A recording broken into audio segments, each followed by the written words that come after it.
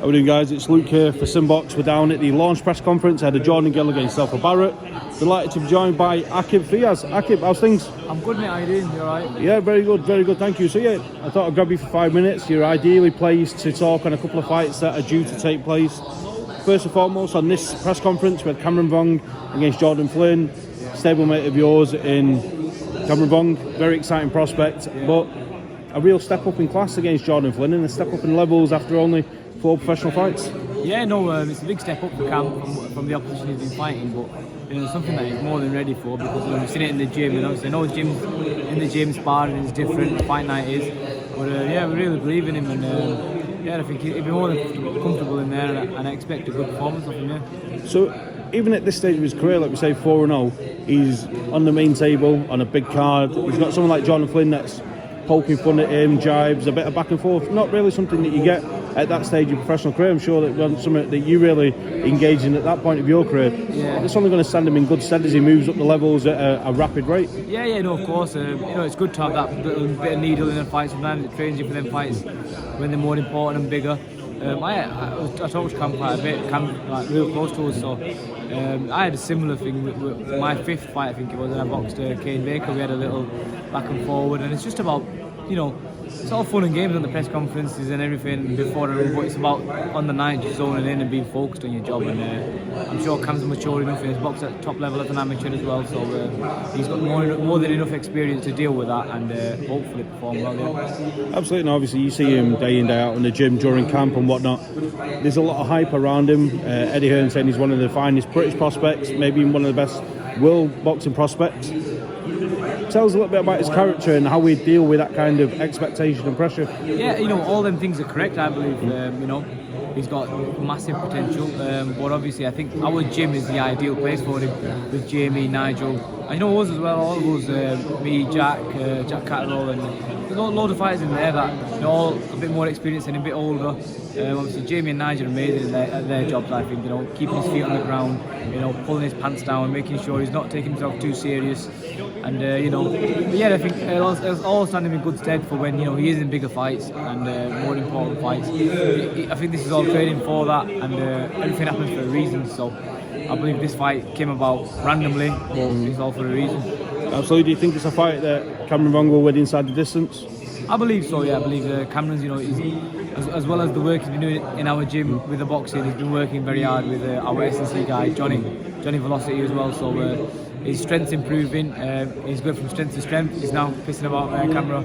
But yeah, that's what it's like literally in the gym, constantly, you got to tie your pants, make sure you're not caught slipping around anyone, to be honest with you. Cam's the least of your worries, really. But yeah, it's good, it's great. We're all similar people like that, and good people, and we're all together working hard. So yeah, it's amazing. Absolutely. And just a word on the main event: Jordan Gill, Zelfa Barrett. 2 fighters I'm sure you know very well. Yeah. Great fight. Just one of those fights. Eddie said on the main table there that once it's made, it just seems so obvious and can only produce fireworks, I'm sure. Yeah, of course. Listen, they're both 2 top fighters, both good mates of mine as well. I've known Zel for a long time. Patty's uncle as well, good mate of ours. And obviously, know Jordan too. But it's just a top fight. I mean, you can't listen. You can ask anyone who they think or what they think about the fight. No one would be able to give you a definitive answer of who's going to win and how the fight's going to go, because it's that much of a good fight, and that's what fights need, I think. And hats off to both guys for taking the fight. Probably didn't need to be honest, but they took it, and it's going to be a great fight. Yeah, I'm looking forward to it. Speaking of great fights, another one of your stablemates. We're just waiting for the part 2, the UK press conference tour. Jack Catterall, Josh Taylor 2, the rematch, redemption, everything on the line in this fight. Aqib, I'm sure, just like the rest of us boxing fans, you're very excited for this one. Yeah, listen, it's been a long time coming, hasn't it, this fight?